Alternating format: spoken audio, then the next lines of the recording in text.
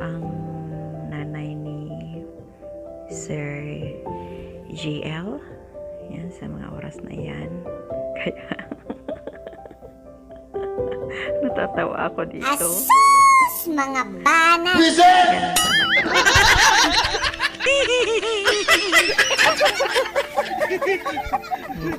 nakahide lang yung boses niya dyan kasi may mga pinag-uusapan kami. At ang maganda dito, yung messenger ngayon, pwede na palang i-record yung video. So, ingat-ingat po tayo. Kasi ako marunong ako mag-record ng video. So, alam ko na mas marami ding mas nakakaalam. Kaya, ingat-ingat lang po tayo sa mga video call na yan sa messenger. Kasi ngayon, nare-record na po siya.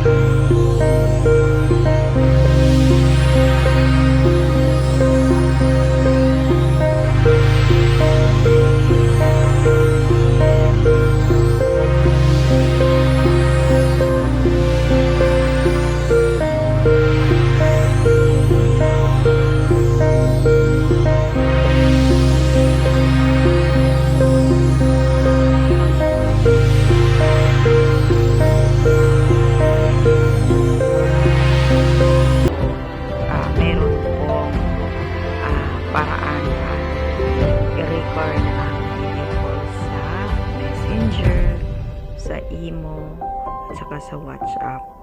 So, kahit anong application pa yung mga ginagamit nyo para sa video call, mag-ingat po kayo. Okay? Ang kasunod naman ito, yung pag-uusap namin, video chat sa imo. Sa imo naman, yung kay DJ Yads, yan. Lahat ng mga ito ay site owner ng Kubo 69 FM. Kaya tapusin po natin guys kung ano po pwedeng mangyari sa inyo kapag kayo ay nakipag-video call na kung kani-kanino na hindi nyo kilala masyado yung tao at merong mga pinapagawa sa inyo.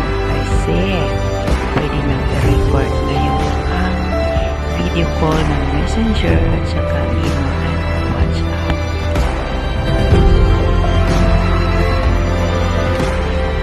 Okay guys, hindi ko po i-record yung sa emo kasi medyo mahaba-haba po yun. Kaya ito lang muna ang pinaka-example.